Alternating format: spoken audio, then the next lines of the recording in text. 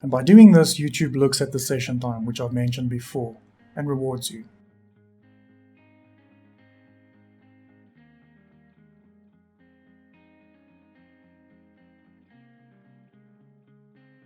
So in this lesson, we're going to be learning how to write descriptions for our YouTube videos. Now, I've got a specific way that I recommend you do the descriptions. However, you're free to use your own creative input as long as you kind of follow what I suggest. After all, there is method behind the madness. So that being said, and as promised in this video, I'll link the template for the description below that you can just copy and paste. It's completely free to download. So before I get into the details of what you need to put in your video description box, there's a couple of things that I want you to understand. So along with your title, the description is the second most important part when it comes to video optimization. Because there you're further explaining to YouTube exactly what it is that your video is trying to rank for. Now I say second, but it's in actual fact a very close second along with your thumbnails. So description wins on ranking, while your thumbnail wins on getting people to actually click your video. But thumbnails aren't really part of this lesson, so let's move on. So aim for between 200 to 300 words in your description and try not to spam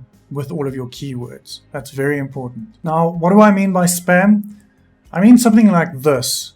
This is exactly what you don't want to be doing because you will get penalized eventually. Trust me on this. Right, so let's get cracking. So add the exact video title as your very first line of your description. This again helps YouTube understand and know what your video is about. The format that I use is title first, always.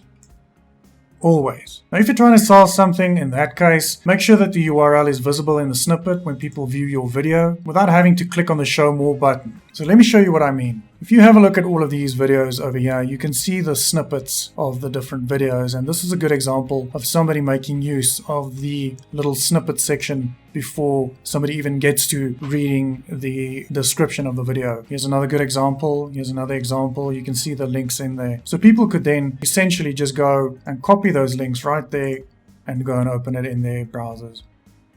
So the reason for this is nothing to do with ranking and everything to do with making more money. But I digress. Right after that, you would have your hook or something to draw people in. I mean, hooks aren't really that important for ranking. However, if you have it in there, it doesn't hurt, especially if you want to make money. From there, you would add the first part of your video description. This could be around 200 to 300 words, as I mentioned. Make sure you use as many of your tags and keywords in there as possible. Just don't spam or overdo it, as I mentioned, because you don't want to get penalized. Twice now I've warned you. And then what I would do is I would give the user a link to subscribe to, and I use the word now in there as a psychological trigger to try and get the people to click. You'll also notice that what I've done is I've taken the YouTube URL and then I've just added this little section at the end of the URL. Basically what happens here is if somebody clicks on that URL, they will automatically be prompted to subscribe. They don't actually have to go and click on the subscribe button. It's just a little box that pops up asking them whether they want to subscribe, yes or no. It's just an extra little tip there for you. And then what we do is we add playlists. Adding playlists in your description is really powerful for two reasons. So first of all, you're giving the user something else to click on after watching your video. So increasing your session time and in turn boosting your rankings as well as possibility of getting suggested on YouTube. And secondly, by adding other content relevant playlists to your description, you kind of tie everything together and YouTube rewards you for that. So what you need to remember is that YouTube loves sessions. So in short, the longer your sessions are, the better. So basically when you send somebody to go and watch a video on YouTube, you create a session. So if that user then moves on to other videos within the YouTube platform, that increases the session that you've created. And the longer the session, the longer you keep people on YouTube, the more YouTube would start rewarding you. Now, if somebody watches your video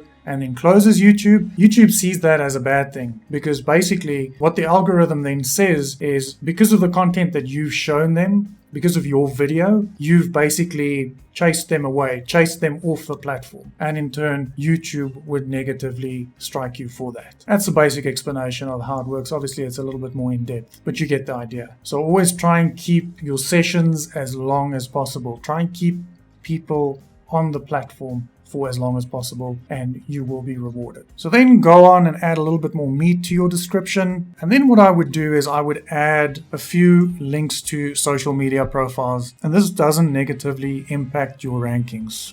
so why the hell not? From there, let's add 3 content relevant hashtags. This will get displayed above your video's title when somebody opens your video. Both looks important, and if somebody searches for your hashtags, you're likely to come up tops there as well. We then end off by adding our video title in again, but try and vary it up a bit so that it doesn't look spammy. And then lastly, we add 2 links to the actual video that we've just uploaded. I know it sounds counterintuitive, but trust me, it does make a difference. So here's a pro tip: add links to other good videos in your niche as well, because it has shown to help with getting suggested, and getting suggested on YouTube is the golden ticket. So remember, YouTube wants users to remain on their platform for as long as possible. And by doing this, YouTube looks at the session time, which I've mentioned before, and rewards you. Now don't forget to download the free template in the description below that you can copy and paste. And again, if you like this video, go ahead and hit the subscribe button, hit the bell icon to be notified of part 5 that is coming out, where we'll be covering YouTube tags and the proper way of making use of them.